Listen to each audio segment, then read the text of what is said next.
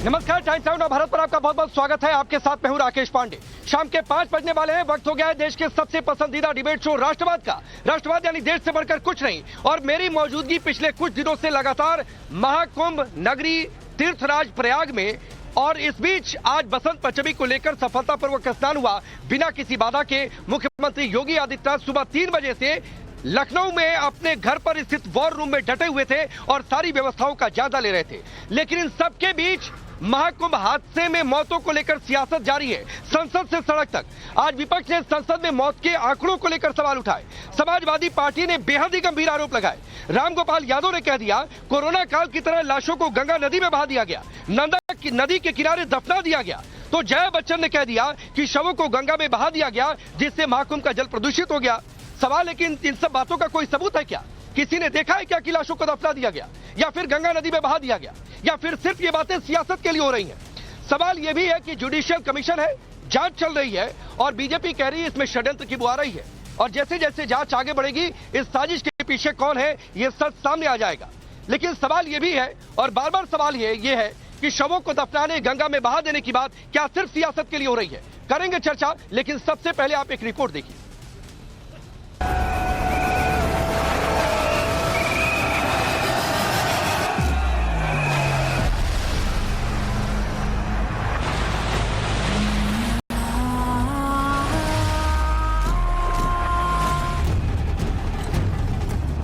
महाकुंभ में आज बसंत पंचमी के अमृत स्नान पर सभी की निगाहें टिकी थी। एक तरफ विपक्ष सरकार को घेरने के लिए एक और मौके की तलाश में था, तो दूसरी तरफ सीएम योगी का मकसद मौनी अमावस्या के दिन हुए हादसे से सबक लेते हुए इस स्नान को सफल बनाने का था। इसके लिए सीएम योगी ने सीएम हाउस में ही वॉर रूम बना दिया था। सीएम योगी तड़के 3 बजे से अमृत स्नान पर नजर रख रहे थे। सीएम योगी के साथ यूपी के मुख्य सचिव और यूपी के डीजीपी मौजूद थे। मौनी अमावस्या के अमृत स्नान में 8 करोड़ से ज्यादा श्रद्धालुओं ने संगम में डुबकी लगाई थी, तो वहीं बसंत पंचमी के अमृत स्नान में 5 करोड़ से ज्यादा लोगों के डुबकी लगाने का अनुमान जताया गया। लेकिन महाकुंभ पर पहले दिन से सियासत कर रहा विपक्ष अब भी सियासत ही कर रहा। मौनी अमावस्या को हुई भगदड़ को लेकर विपक्ष की सियासत कम होने का नाम नहीं ले रही। विपक्षी नेताओं ने आज संसद में भी इसी मुद्दे पर जमकर हंगामा किया। समाजवादी पार्टी नेता रामगोपाल यादव ने तो ये तक आरोप लगा दिया कि कोरोना काल की तरह लाशों को नदी में बहा दिया गया और मिट्टी में गाड़ दिया गया। लाखों लोग सो रहे हों और भीड़ ऊपर से चली जाए, 30 लोग मरेंगे। इन्होंने जैसे कोरोना काल में गंगा में और नदियों में बहा दिया था लोगों को, इसमें तो दबा भी दिया है। हिंदू हैं और दफन कर दिया। जिस दिन यहाँ कुंभ खत्म होगा और लोग गंगा के किनारे जाएंगे और मिट्टी को करोदेंगे तो लाशें निकलेंगी। और कुछ दिनों बड़ा एलिगेशन नहीं, ये सही एलिगेशन है। ये आज दिन नहीं तो 10 दिन के बाद प्रूव अपने आप हो जाएगा। आप देखेंगे, सब देखेंगे, दुनिया देखेगी। कहते हैं मृत्यु सबसे बड़ा सत्य है, और कुछ लोग ऐसे भी हैं जो मृत्यु पर भी झूठ बोल रहे हैं। हम और आप लोग हैं, बताओ मृत्यु से बड़ा कोई सत्य हो तो बता दो। और कुछ लोग ऐसे हैं जो मृत्यु पे भी झूठ बोल रहे हैं। इसलिए हम उन्हें कहना चाहते हैं कि कम से कम जो लोगों की जान गई है उनके कम से कम आंकड़े सही दे दो, अगर आप सत्य बोलते हैं, अगर सत्य के रास्ते पर हैं। और सतयुग से लेकर के कलयुग तक आप पूरी जानकारी कर लो। हमारे सनातन परंपरा कभी नहीं टूटी, लेकिन पहली बार ऐसा हुआ होगा कि सनातन परंपरा को टूटने का काम अगर किसी ने किया है, तोड़ने का काम तो इस सरकार ने किया है। महाकुंभ में 35 करोड़ से ज्यादा लोग स्नान कर चुके हैं, लेकिन विपक्ष को विरोध करना है, सवाल उठाने हैं, मोदी योगी को घेरना है। अब समाजवादी पार्टी की सांसद जया बच्चन ने तो कुंभ के पानी को ही सबसे ज्यादा दूषित बता दिया, तो कांग्रेस नेता गौरव गोगोई ने कहा कि महाकुंभ में हुए हादसे पर चर्चा की मांग पर सरकार ने बुलडोजर चला दिया। कंटामिनेटेड वाटर इस वक्त कहाँ है? कुंभ में है, उसके लिए कोई सफाई नहीं दे रहे। बॉडीज जो पानी में डाल दी गई हैं, उससे पानी कंटामिनेट हुआ है। यही पानी जो है लोगों तक पहुंच रहा है वहाँ। इसके ऊपर कोई सफाई नहीं दे रहे हैं और पूरा आई वॉश किया जा रहा है और सवाल उठा रहे हैं, खुद ही सवाल उठाते हैं, खुद ही जवाब दे रहे हैं जो असली मुद्दे हैं देश के, इस देश के।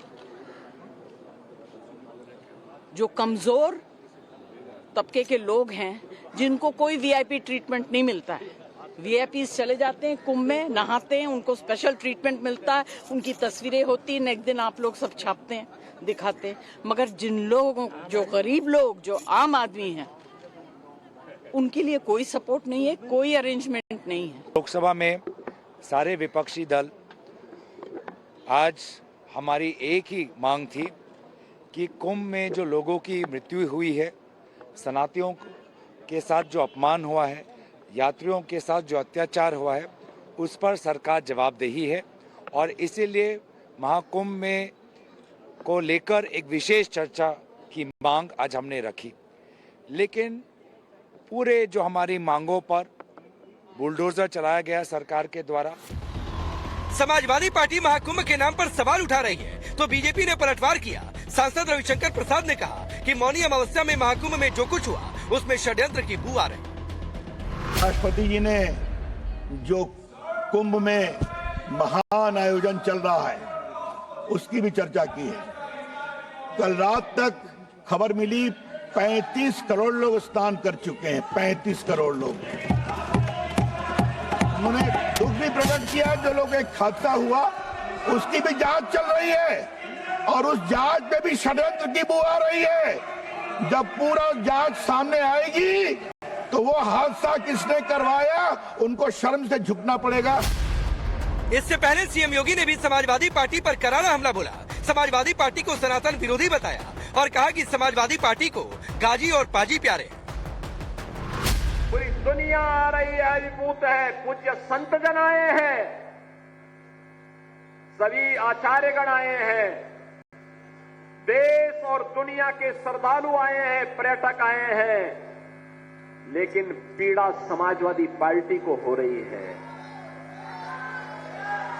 जिससे सनातन धर्म का गौरव बढ़ता हो, जिससे हर भारतीय का सीना चौड़ा होता हो, जिसमें हर व्यक्ति अभिभूत होता हो, उससे समाजवादी पार्टी को पीड़ा होती है और ये पीड़ा पहली बार नहीं हुई है।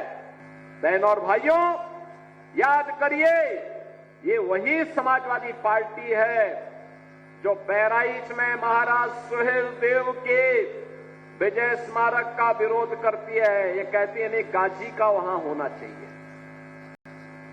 इनको गाजी और पाजी प्यारे हैं। बहनों और भाइयों, इनको इसी मिल्कीपुर का मोइन खान प्यारा है। सवाल है कि क्या वाकई महाकुंभ में मची भगदड़ में साजिश का कोई एंगल है, जिसका जिक्र बीजेपी ने आज संसद में भी किया। सवाल ये भी है कि क्या मोदी योगी का विरोध करते करते विपक्ष सनातनी आस्था का भी विरोध करने पर उतारू है।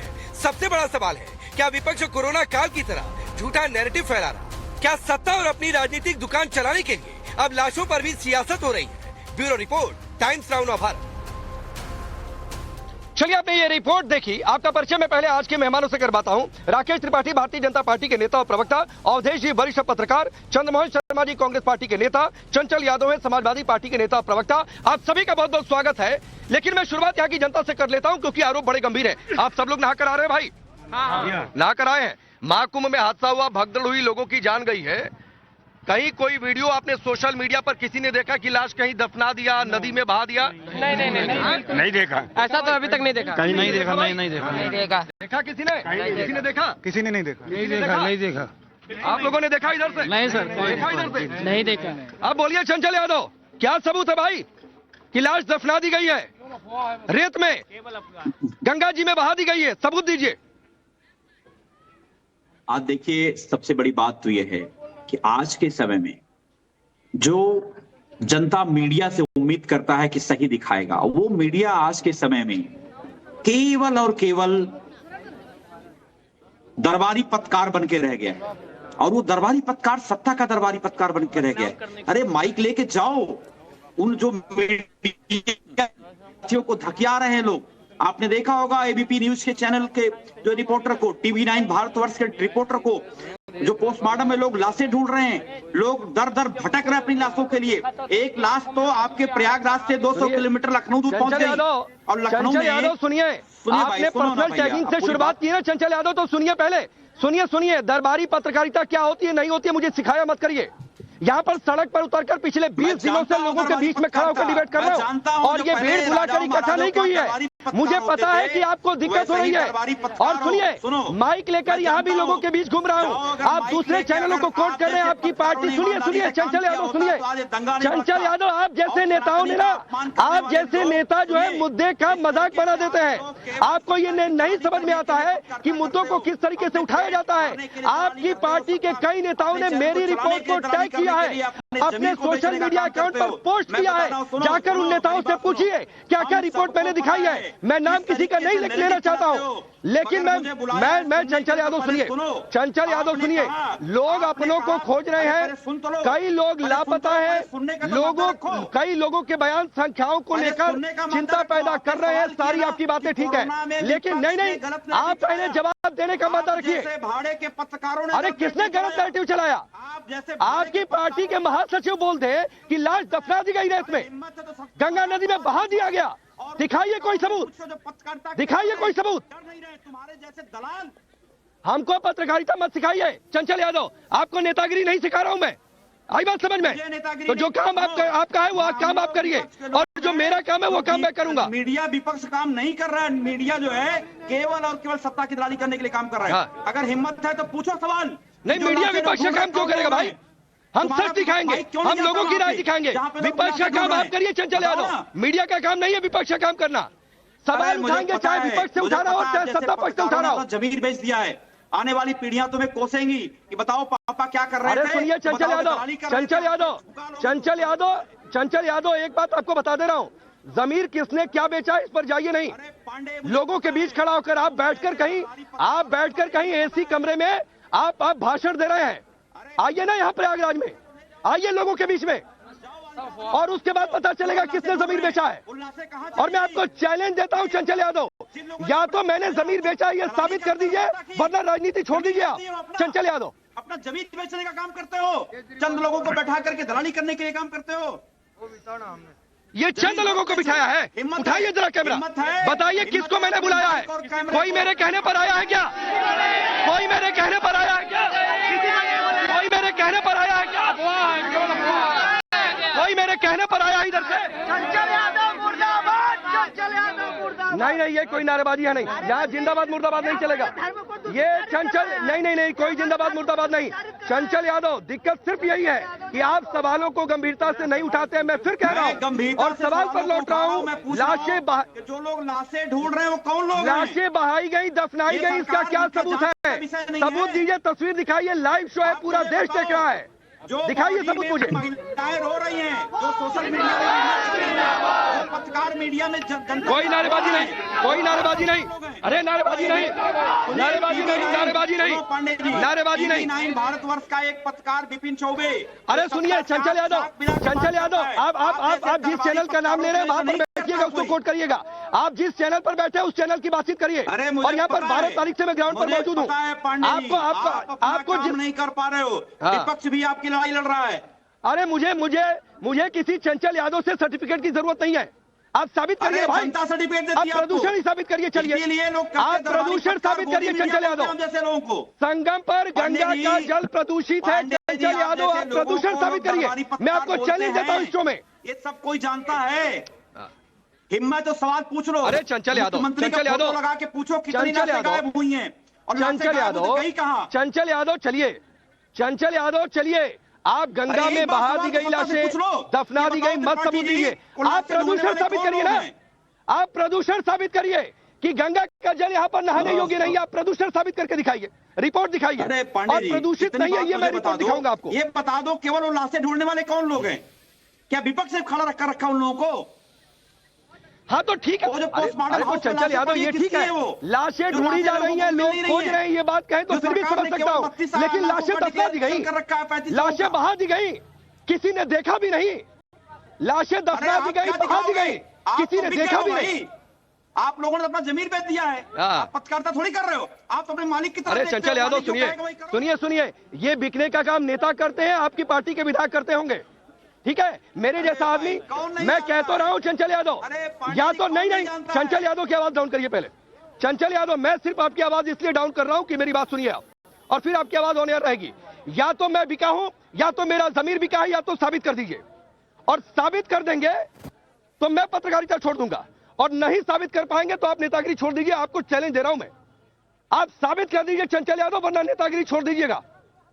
चलिए, आपकी आवाज ऑन एयर है, और तब तक आप साबित करिए, सबूत खोजिए। राकेश त्रिपाठी, अब मैं माइक लेकर घूम रहा हूं भाई, मैं 12 तारीख से घूम रहा हूं चंचल यादव। आपकी तरह कहीं बैठकर किसी लखनऊ में, कहीं मुजफ्फरनगर, कोई मुरादाबाद में बैठकर नहीं कार्यक्रम कर रहा हूं। 12 तारीख से यहां पर हूं, और हर दिन यहां पर मैंने लोगों के बीच जाकर मैंने डिबेट किया है। सिर्फ इस स्टूडियो में बैठकर डिबेट नहीं करता हूं। चलिए, पर्सनल नहीं होने का है, सबूत दिखाइए, चाहे मेरे जमीर बिकने का सबूत दिखाइए। चंचल यादव, थोड़ी सी नेतागिरी और ईमानदारी आपके अंदर है ना, तो या तो मेरे जमीर बिकने का सबूत दिखाइए, या तो मेरे दलाली होने का सबूत दिखाइए, या तो दरबारी होने का सबूत दिखाइए, और नहीं तो नेतागिरी छोड़ दीजिए। ये आपको चैलेंज दे रहा हूं, और सब साबित कर देंगे तो मैं पत्रकारिता छोड़ दूंगा। ये आपको बता रहा हूं। राकेश त्रिपाठी, गंगा में लाशें बहा दी गई, दफना दी गई, सवाल पूछा, सबूत पूछा तो नहीं है, फिर उसके बाद टैगिंग देंगे। मैंने कहा प्रदूषण ही साबित कर दो, कोई जवाब नहीं है। राकेश जी, आपको देख रहे दर्शकों को और सभी साथियों को वसंत पंचमी की बहुत ढेर सारी शुभकामनाएं। वसंत पंचमी के दिन हम मां सरस्वती की पूजा करते हैं, और मैं उम्मीद करता हूं कि मां सरस्वती का कुछ आशीर्वाद, कुछ वरदान इन मूर्ख लोगों को भी पहुंच जाए जो इस तरह की मूर्खतापूर्ण बातें करते हैं। अगर शायद मां सरस्वती की आराधना करते, उनकी पूजा करते, उनकी प्रार्थना करते, तो शायद ऐसी मूर्खतापूर्ण बातें न करते।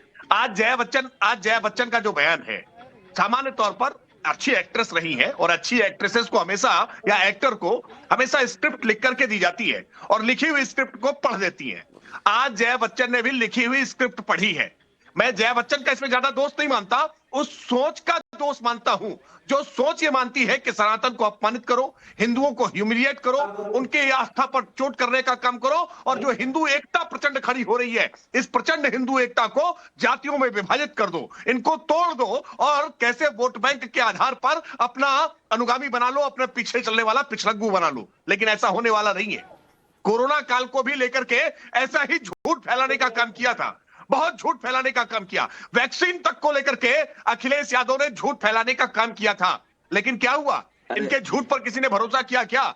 कोरोना के बाद हुए चुनावों में भारतीय जनता पार्टी को प्रचंड विजय मिली है। इसलिए, और आपने तो लोकतंत्र का तकाजा रखते हुए राकेश जी, सबसे पहला अवसर प्रतिपक्ष को दिया। आपने समाजवादी पार्टी के जो नेता बैठे हैं, सबसे पहला अवसर उनको दिया बोलने के लिए, लेकिन समाजवादी पार्टी के नेता ने एक भी लाइन कॉन्क्रीट नहीं कह सकी। वो दूसरों के आधार पर केवल आरोप प्रत्यारोप करने का काम कर रहे हैं। आप एक राजनीतिक दल हैं, उत्तर प्रदेश में सत्ता चला चुके हैं, देश में तीसरे नंबर का दल अपने आप को कहते हैं, और आपके पास कहने के पीछे ना कोई आधार है, ना कोई तथ्य है, ना कोई तर्क है, ना कोई साक्ष्य है। आप गैर जिम्मेदाराना तरीके से आकर के जो मन में आएगा, जो मुंह में आएगा, आप बोल देंगे।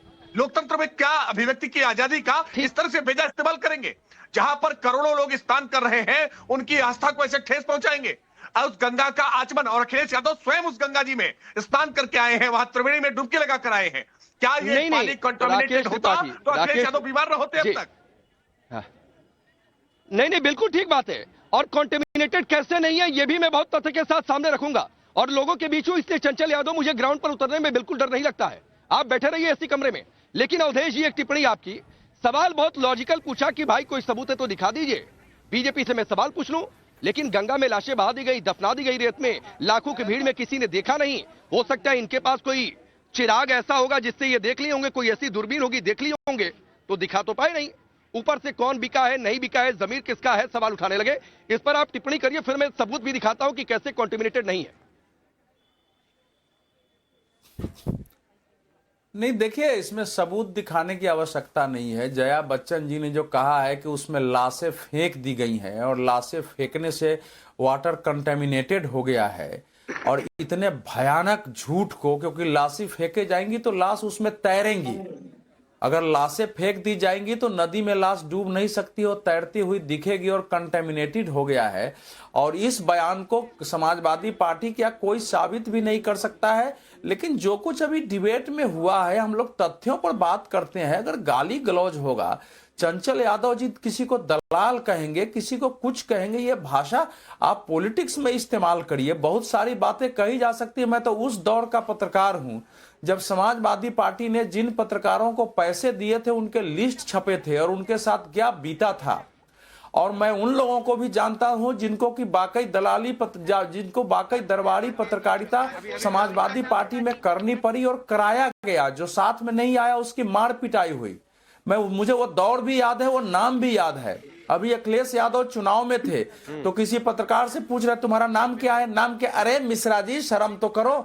अब आप बताइए, जाति पत्रकारों के पूछ पूछ के अखिलेश यादव जी डांट रहे थे और इसको पत्रकार समर्थन करे इस बात का। तो अब समाजवादी पार्टी जिस ढंग से एक्ट कर रही है, पूरे देश और दुनिया में भारत को बदनाम कर रही है महाकुंभ को इस समय लेकर। देखिए, जिन लोगों के अपने बिछड़े हुए हैं, नहीं मिल रहे हैं, ये प्रशासनिक आपराधिक कृत्य है। इसको खोजा जाना चाहिए कि आखिर एक आदमी भी अगर लापता है तो यह प्रशासन सरकार की जिम्मेवारी है, वो खोज करके लाए। कहां गए हैं वो लोग, उसमें मदद की जाए। मीडिया भी मदद कर रही है। लेकिन इस समय ठीक है अवधेश जी, आपने एक बात कही ना सर, आपने एक बात कही कि इनके जमाने में क्या होता था और कितने पैसे दिए जाते थे, उसीलिए चंचल यादव को हर पत्रकार बिकने वाला नजर आता है। क्योंकि आपने जो उदाहरण दिया कि सपा के शासनकाल में क्या हुआ, लेकिन चंचल नाम की लिस्ट छपी थी। यस, इसीलिए चंचल यादव को लगता है ना कि हर पत्रकार बिक सकता है, उसका जमीर बिक सकता है। लेकिन चंचल यादव मैं बिना फैक्ट के बात नहीं करता हूं, आपको पहले बता दे रहा हूं। और फैक्ट मैं यहां पर लेकर बैठा हूं, जरा दिखाइए रवि, आप ये दिखाइए। मेरे अंदर नहीं, भाषा छोड़िए, भाषा पर तो मैं आ ही नहीं रहा हूं। चंचल यादव देखिए और आंखें फाड़ कर देखिए, आंखें फाड़ कर देखिए। ये regional laboratory Prayagraj Uttar Pradesh pollution control board की रिपोर्ट है और सैंपलिंग की डेट आपको बता रहा हूं, 29/1/2025 मौनी अमावस्या के दिन जिस दिन हादसा हुआ, उस हादसे के बाद ये सैंपलिंग ली गई होगी। और आपको दो पैरामीटर बता रहा हूं, बीओडी और सीओडी। बीओडी का मतलब होता है बायोकेमिकल ऑक्सीजन डिमांड और सीओडी का मतलब होता है केमिकल ऑक्सीजन डिमांड। और दोनों का पैरामीटर है, बीओडी का 3 है और सीओडी का 11.6 है। 1 से 1000 के बीच इसकी डिटेक्शन रेंज होती है और 4 से 1000 के बीच, और इसके बीच है तो पानी प्रदूषित नहीं माना जाएगा, नहाने योग्य है।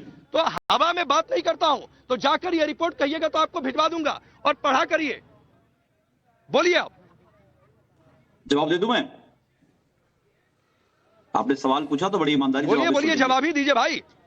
राकेश भाई, आपने कहा 29/1/2025 की रिपोर्ट है, रिपोर्ट आई है और इसकी सैंपलिंग हुई होगी। निश्चित तौर से सैंपलिंग कुछ घंटे पहले, एक दिन पहले हुई होगी, तब उसकी रिपोर्ट अगले दिन आई होगी।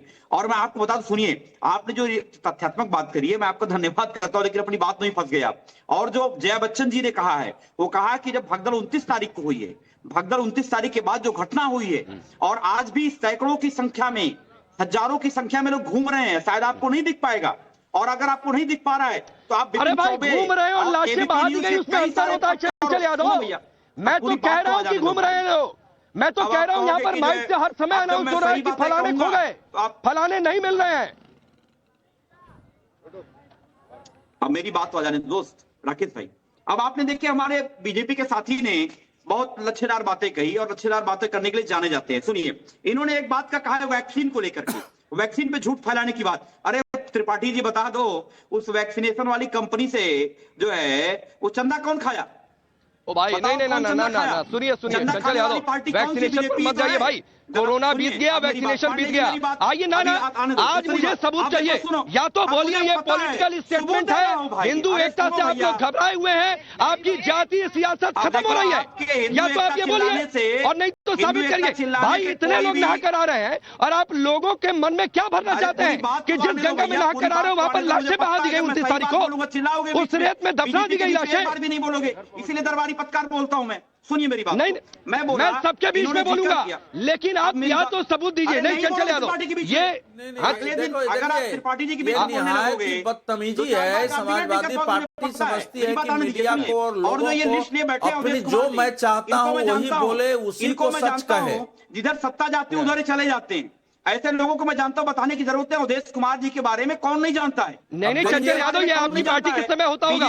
राकेश त्रिपाठी ने कि अखबारों में लिस्ट छपी थी, तो आप पैसे देकर पत्रकारों को खरीदते होंगे, तो जाकर उनसे बातचीत किया करिए। मेरे सामने ये सब बातें मत किया करिए। नहीं, चंचल यादव को औकात बतानी पड़ेगी क्या? ये पत्रकारों को सर्टिफिकेट दे रहे हैं? ये सुनिए, औकात के बारे में आपका पता है, कौन हर आदमी जानता है। मैं बात पूछ रहा हूँ। नहीं, सुनिए, आप अपनी सुनिए, ये टीवी डिबेट है, सुनिए, ये टीवी डिबेट है, गुंडागर्दी नहीं है। ये जिस प्रकार की भाषा का आप इस्तेमाल कर रहे हो ना, ये सभ्य समाज में नहीं चलता है। मुझे भी इस प्रकार की भाषा आती है, लेकिन मेरा संस्कार आपको बोलने के लिए रोक रहा है। और बता दो, हर व्यक्ति को अपनी औकात में रहनी चाहिए, हमेशा सीमाओं और औकात के अनुसार बात करनी चाहिए। एक भी लाश नहीं बही थी। आपकी सीमा जो है वो हम लोगों पर टिप्पणी करने की नहीं है। आपकी भाषा बोल सकता हूं मैं।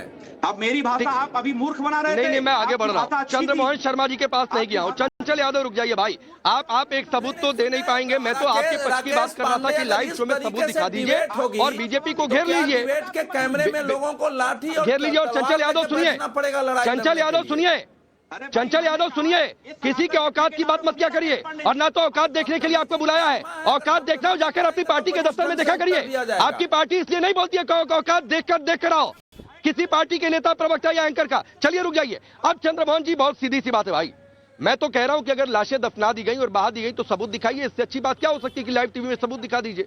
और मैं तो ये भी कह रहा हूं कि संख्या को लेकर डाउट है। लोग कह रहे हैं कि हो सकता है कि ये आंकड़े सरकार ने छिपाए हो। कई सारे लोगों ने बात कही। अब ये छिपाए गए हैं, नहीं छिपाए गए हैं, जुडिशियल कमीशन है, जांच होगी, उसमें तस्वीर साफ हो जाएगी कि सरकार गलत है कि विपक्ष सही है, या विपक्ष गलत है कि सरकार सही है, ये साफ हो जाएगी। लेकिन इतने लोग हैं, लाखों लोग, 35 करोड़ लोग डुबकी लगा लिए, किसी ने नहीं देखा कि लाश बहा दी गई।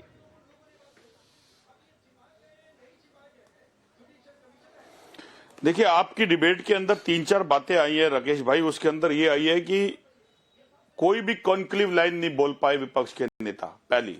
दूसरे, एक आपकी लाइन में बीच में आया है कि मूर्ख प्रवृत्ति की है। कभी भी कोई बुद्धिमान व्यक्ति किसी को मूर्ख नहीं कहता। ये मैं त्रिपाठी जी आपको बता दूं आपके लिए।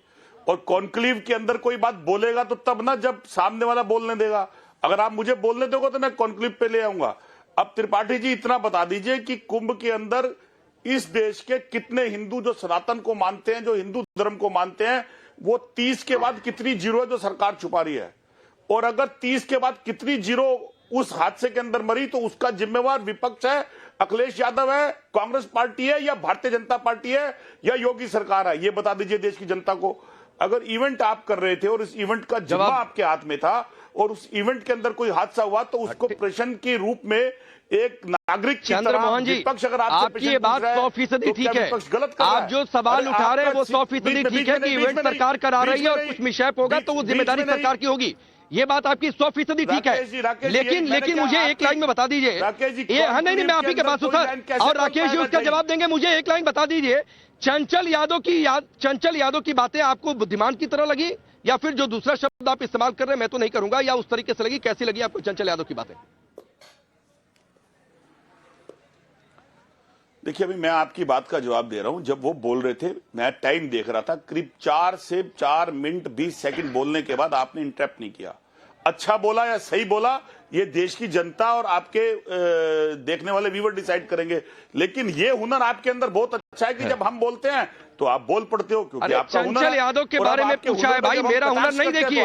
जौहरी आप नहीं है, पार्टी के नेता हैं, तो बयान दीजिए। पॉपकॉर्न की तरह राकेश भाई आप एकदम। अरे मैं इसलिए कि समय कम होता है भाई, तो गर्म होने दीजिए। आप बताइए ना कि चंचल यादव ने सही बोला गलत बोला। एक लाइन का सवाल है, बताइए, फिर मैं राकेश त्रिपाठी से आपकी बात का जवाब देता हूँ, क्योंकि आपके सवाल ठीक है और वो सवाल होने भी चाहिए। अरे भाई आप मत पूछिए, आप तो पत्रकार हैं। मैं किसी पॉपकॉर्न के बारे में कह रहा हूं कि उसके अंदर घी डालो मशीन के अंदर तो पॉपकॉर्न एकदम उछल पड़ता है। तो मैं बोलने तो दीजिए। नहीं, मुझे पता है गठबंधन के साथी हैं, बोलेंगे कैसे चंचल यादव पर? चलिए ठीक है, आप नहीं बोलेंगे, मजबूरी है। राकेश त्रिपाठी की बात का जवाब दीजिए। देखिए, एक बात मैं पहले चंद्रमोहन जी को बता दूं। सुनेंगे नहीं? अरे आप सुनिए चंद्रमोहन जी, देखिए क्या है ना, मानसिकता का मसला है। आपको कुंभ इवेंट दिखाई पड़ता होगा, हम कुंभ को इवेंट नहीं मानते, और कुंभ कोई सरकार नहीं कराती है। ये बात पहले हम दूर कर लीजिए। सरकारें रहे ना रहे, लोकतंत्र जब था तब भी कुंभ हो रहा है, जब लोकतंत्र नहीं था, राजतंत्र था, तब भी कुंभ हो रहा था। कुंभ कोई राजा महाराजा या कोई सरकारें नहीं लगाती रही, कुंभ लोक आस्था से लगता है। और कुंभ में किसी को निमंत्रण भी नहीं करते हैं, लोग अपने आप चले आते हैं। इसमें कोई जाति नहीं, कोई मत नहीं, कोई मजहब नहीं, लोग आस्था के आधार पर डुबकी लगाने के लिए चले आते हैं। तो पहले कुंभ को समझिए, उसको इवेंट मत कहिए, पहली बात। दूसरी बात, अगर कहीं कोई घटना हुई है, ठीक है, वक्त थोड़ा कम है राकेश जी, आपको रोक रहा हूं। मैं समय कम दे पाया इसलिए कि चंचल यादव ने आज इस डिबेट को हाईजैक करने की कोशिश की। चंचल यादव के पास कोई जवाब नहीं था, और चंचल यादव आपको शुक्रिया कहते हुए और सबको शुक्रिया कहते हुए एक बार फिर से आपको चैलेंज दे रहा हूं, आज या आने वाले समय में मेरा जमीर बिका है या मैं दरबारी कर रहा हूं, साबित कर दीजिए, वरना नेतागिरी छोड़ दीजिएगा। और जिस दिन साबित कर देंगे उस दिन पत्रकारिता छोड़ दूंगा। आप लोग ये करते होंगे, इसलिए आप लोगों के मन में वही भावना भरी हुई है। तो ये चैलेंज याद रखिएगा हमेशा। आप सबका बहुत बहुत शुक्रिया।